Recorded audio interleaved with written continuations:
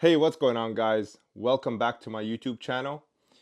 So first of all, I just want to thank you guys for the overwhelming support on my last collection video. Because of that, I was inspired to create another video that highlights another section of a hobby that I collect. I'm a huge advocate for any type of creativity. I really appreciate when I see other human beings being able to create something that I could never dream to be able to do myself. So because of this, I wanted to collect a lot of the creative genres that I have been following throughout my lifetime, and that would be film, anime, TV shows. Basically, that put me on the path of finding something that unites all of them, right? Now, there was some DVDs and Blu-rays that basically covered pretty much everything that I collected and was a fan of. The problem that I found with DVDs and Blu-rays was it's a part of technology, and technology always has this like power creep factor to it. The newer, the better, the newer, the better. It was just very hard to, go from VHSs in the beginning to DVDs and then Blu-rays, and then you have to recollect everything. So to me, I kind of wanted to collect all of these things unified as one, but also in a timeless type of collectible. Basically, art books are books that have illustrations from the original creators, whether it be like either manga panels that are colored or characters in non-canon settings and non-canon actions. I really enjoyed that, and this was kind of my way of supporting the creators per se, as well as having, a small piece of their creative soul in my collection, if that makes sense. I just want to show you guys what I've accumulated so far. I actually was planning to make another YouTube channel called Strictly Artbooks, where I basically do a page-by-page flip through of every single one of the books. But if you guys really enjoy me, geeking out about these genres, I could do that on this channel as well. So let me know what you guys think at the end of the video and in the comments down below. Without further ado, let's get into it. All right, so the first books that I have are actually two of them. This is not really art books, they're more strategy guides. These are for Pokemon Red and Blue as well as Ruby and Sapphire. So the reason I have these two in my collection is I started playing Pokemon Ruby. That was my first game ever. I remember my parents buying me a Flame Red Game Boy Advance SP and a Ruby alongside it. And I put in almost like 300 to 400 hours into that game, like literally grinding my ass off. Because of this, Ruby holds a really special place in my heart, and I have the sealed video game, but I remember wanting this book so bad. At the time, my parents, like they blew all their budget on the game and the system. They didn't want to get this. The reason I have this one is, even though I didn't play Pokemon Red and Blue, I totally get what they did to the Pokemon world, the collectibles world, everything that has to do with anime in general. Like this thing was truly the first international IP to ever go like super viral. So I totally get it, and this is why I wanted to kind of have a physical manifestation of Pokemon Red and Blue, and it is basically with the King James 1611 Bible of video games right here, the Pokemon official Nintendo player's guide. I actually pulled these right out of blisters, like back in the day, back when blisters were cheap. That's why they're in really good condition. So super happy to have these. All right, moving on down is actually not something that I purchased because of the collection. I actually have this one from my childhood days, and it was in such a well-kept condition that I added it to my collection. This is the 10th anniversary collector's edition Pokemon Pokedex. I actually got this book in something called the Scholastic Book Fair, and this might be completely foreign to my international audiences, but we'd get these flyers back in middle school where they basically had a catalog of books and you can order them. And this was the only book I ever ordered. Man, like it is so nostalgic to me. This came with a poster. I really love this book because it brings me back to the days where I just enjoyed flipping through and just looking at the physical Pokedex instead of on my Game Boy. All right, moving on to the next one.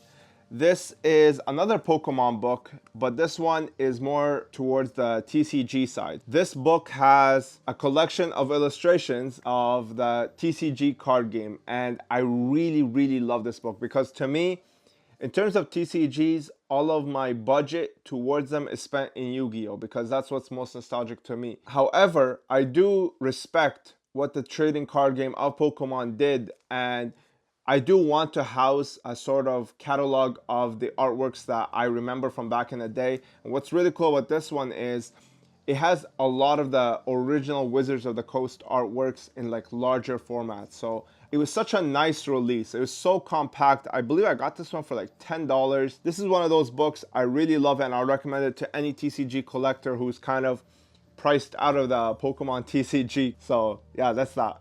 All right, next we have Yu-Gi-Oh! The Art of the Cards. So this book right here is Konami's way of cataloging all of the card artworks and only the card artworks into one book. And this basically focuses on Duel Monsters. So it has everything from the first 5 seasons. What I really love about this book is how well made it is. The print quality is fantastic. You know, they did such a good job cataloging everything that if you're also priced out of the Yu-Gi-Oh! TCG, this is a great way to collect. I believe this is like maybe 30 bucks or 40 bucks. You can get literally every single card from the original Duel Monsters in a bigger format than owning the actual cards. This is definitely a really well-made book, and I would recommend it to any Yu-Gi-Oh! Collector out there. Next, in Japan, they don't really have art books per se. They have more of a TV visual guide or an animation visual guide. And this anime right here, Fate Zero, is probably one of the most well executed animes you will ever come across. If you have not seen this anime, I definitely recommend anybody who's a fan of the genre to check it out. It is a slow burner, but it is so well made. Like, it is done with so much care. Honestly, I really had to support them with this book. Actually, there's 2 volumes because season 1 and 2 were 1 year apart. So this is why they released 2 different books. This animation has probably some of the best budget and best art styles you'll ever see. These 2 books right here, they symbolize an animation studio that really is dedicated towards their craft. As somebody who's had to put up with Viz, you know, Toei Animation, where they drop the ball like every other episode, you know, it really is rewarding seeing a studio go 150% on every single episode of their animation. I understand that, you know, those are longer running animes, but I really think that a studio should be tackling things without cutting costs, and this is a perfect example of doing exactly just that. I believe the composer for them is Yuki Kajura. The soundtrack for this thing is just bonkers. It's absolutely incredible. I turn it on literally when I'm working out. Like, soundtrack 6 of this animation is unreal. Like, it's truly, it's amazing. They did such an amazing job. It was like, you know, here's my money. I'm here to support any project that you do. This is how I did it, and I picked up these 2 books right here. Very happy to own them. Fate Zero Part 1 and Part 2. All right, the pile is getting smaller. Now we move on to probably the film that got me into modern pop culture. This is The Art of Iron Man. In my opinion, this is the 2nd best film in all of the Marvel Universe. This thing was absolutely mind-boggling when I first watched it. I remember watching it in maybe grade 7, grade 8. It was in theaters at the time. I was like blown away. Like, you know the scene where Mark II is being suited up, like the silver suit, and you see like this pan around where all of the gears are shifting. Oh my goodness, man. Like, I remember seeing that in theaters. I was like, holy crap, that is the sickest thing I've ever seen in my life. They really nailed Iron Man in this film. This is one of those films where the jokes, every single one of them hits home. They don't take a really serious moment and make a joke out of it like they've done in the recent films. This film really masters comical humor while at the same time mastering tension, making sure that every moment hits home. This is one of those films that you can always flick on whenever you're bored and rewatch it because it is so well made. Like, this is absolutely fantastic. This was definitely a prize to have in my collection, and one of my favorite films. Like truly, this is one of the best films of all time in terms of superheroes and non-superheroes. Iron Man 1 right here. All right, next is probably the fan favorite film, the film that most people gravitate towards when it comes to the MCU. This is the original Avengers. This book is basically extinct now. I mean, it's like $200-300, and you know, $200-300 might not be a lot in card value, but when it comes to these books, like that's quite a bit, because these are way more mass produced than cards. So this book encompasses Avengers 1, probably like the most revolutionary film of our generation. Honestly, like I don't really remember another film that does a better job of pulling random non-comic book viewers into the films as much as this one did. Like this is an absolute masterpiece of a film. It falls number 3 in my top 10, but number 1 would always be The Winter Soldier. That film was unbelievable. So this is Avengers 1. I wish I owned The Winter Soldier as well, but that book is also just as extinct. It's like $300-400. It's out of my price range. So I have this one, and hopefully they re-release The Winter Soldier so I can add that one to my collection as well. This is Avengers 1. Awesome, awesome film and a great, great book. All right, moving on to the next one. This is an anime that really brought me back to appreciating, you know, anime as an art form. See, when I was like in grade 8, grade 9, I left, and it really wasn't cool to be, you know, geeky back then. It's not like today where, you know, everybody can brag about being a geek, but back then it wasn't that good. So when I shifted towards, you know, the Marvel scene and you know, the live action, I kind of put animation behind me and I didn't really follow it as much. However, when this thing debuted, Attack on Titan season 1, I was like, holy crap, like this is just sick. After that, I started binging more shows. Now I check out at least one anime per season. So I'm definitely, you know, thankful to this anime for bringing me back into this world. And, you know, Attack on Titan is, you know, very, very highly regarded by most people. But to me, as somebody who prizes freedom above all else, it was really refreshing seeing a character so like-minded like myself. Anyway, more about this book. This book encompasses season 1 and season 2 together. All of the artwork that they released during that time is in this one. If you don't know, Wit Studios covered the first 3 seasons of Attack on Titan. This was their first production ever. So that shows you, like, I mean, dude, they knocked it out of the park. You cannot even deny that. I mean, just the openings alone and the animation in the openings, just unbelievable. Anyway, they took a lot of liberties here because, I mean, if you've read the manga, you understand just how atrocious the artwork was back in the day. With this one, they took a lot of liberties in their art styles and their character designs, and I really appreciate it. Honestly, they look much better in the anime than they do in the manga, in my opinion at least. So I'm very happy about this one, and this is Attack on Titan right here. All right, next we have the most stylized and my favorite style of anime art that I've ever seen. This is Bleach. I'm sure you guys know what this is. This was one of the big 3 for the longest time in terms of animes and top sellers. To me, the art style that Tite Kubo has is undeniable. I really love his art style. I really think he has the best art out of any creator that I've ever seen, at least in my opinion. I really love his artwork. I love the stylized designs of everything that he does. The swords, you know, the clothing that they wear, the hair, everything, man. Like, not a single character looks the same. This guy is so creative. I understand that the story is lackluster. It's not that great after the Aizen arc, but to me, I followed it because, again, I really appreciate art, man. And because of this, you know, I had to pick up this book. I am looking to upgrade this one to the Bleach Jet, which is like a big book, but that one is like $300, and you know that you need a certain budget for those types of books. But that one I am looking to upgrade, but for now, this is what I have right now. This is released by Viz Media. It's only like $20. Definitely recommend you guys check this out and check out Bleach. Next is one of those I don't like the story, but I see how much work you put in, so I will support you. This is made by the same studio as the Fate Zero. This is made by UFO Table. The composer is the exact same as Fate Zero as well, Yuki Kajura.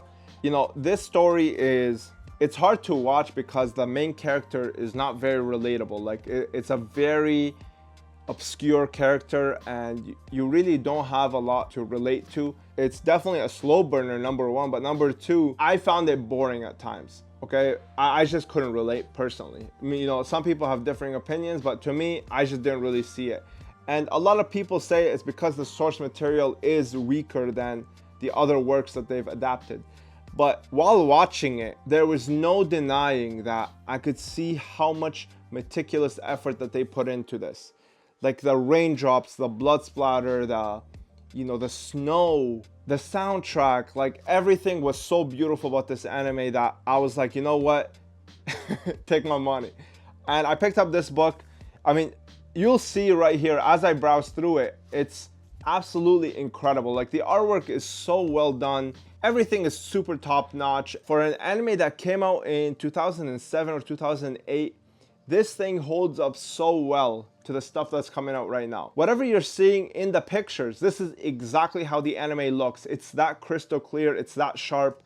It is super well made, man. Kara no Kyokai, Garden of Sinners. That's what this anime is called. Definitely recommend it. UFO Table. I will literally watch every single thing they put out because I really respect somebody who puts in 150% into his work. This is Kara no Kyokai. Next we have a WIT Studio release, which is Attack on Titan, but this one is a little bit different. This is the TV guides, and basically, you know how like in America they they have like Chris Evans doing something, or you know, Robert Downey Jr. doing something like on a commercial. In Japan, the anime characters are the stars, so because of this, they use those as the props to advertise. And these two books basically house the characters in advertised form, right? So you have them holding like bleach bottles or, you know, brooms or whatever it is that they're trying to advertise, like chocolate bars. I have no idea, man. Like, I just find it really amusing. I think it's really cool and definitely unique to only Japan. I don't really see this anywhere else. You know, maybe in like the Middle East here and there, but for the most part, this is strictly Japan type of advertising. And I picked up these two because I wanted to support WIT Studios. This was how I did it. And I'm really glad to have these two. Like, these are really great coffee table books because, you know, they're just amusing to look through. So this is season 1 and season 2 of WIT Studios TV guide. All right, next we have the anime that started me into the world of anime. See, like back in the day, I used to watch like Dragon Ball Z, Pokemon, but I never really knew that they were like considered anime, or they were actually Japanese material brought over to the United States and Canada. So to me, this was the thing that really opened the floodgates back in the day as a child. You know, I distinctly remember back in 2006, where I was like in grade 5 and 6, I was on the playground and, you know, my friend at the time, his name was Colin. I still remember this, man. Shout out to you if you ever get to see this. He told me about this cool show that was airing on YTV. It was called Naruto. I turned it on during the Chunin exam. After that, I was like hooked. There was nothing like this anime. This is encompassed by the 2 books that came out. This is Naruto Shippuden. These are the 2 of them. There is a Naruto Uzumaki, which is basically encompassing the first chapter. I am looking to pick that up as well. Just, I really haven't had the time to.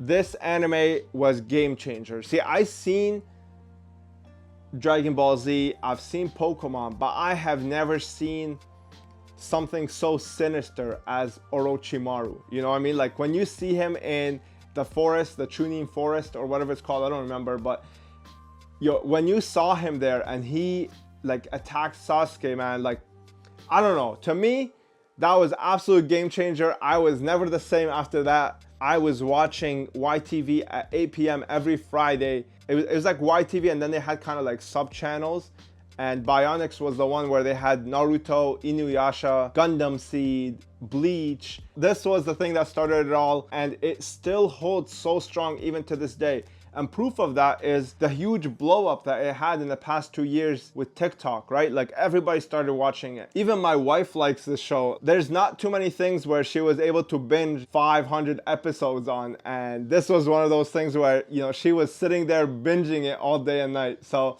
Naruto, amazing show. You know, you can argue it doesn't have the greatest storytelling, it doesn't have the greatest writing, but the world was so vast and there was so much background and lore to everything that, you know, you were automatically intrigued.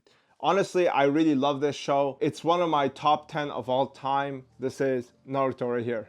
All right, next is what I consider my first anime without ever knowing what anime was. So this was before I even came to Canada and I knew what Pokemon or Dragon Ball Z was. I remember distinctly going to my friend's house and, you know, just turning this show on. This is Detective Conan, or in the English, it's Case Closed. This is one of the longest running animes. It's an episodic show, so you can always like turn it on, tune in, and solve the case with the main characters.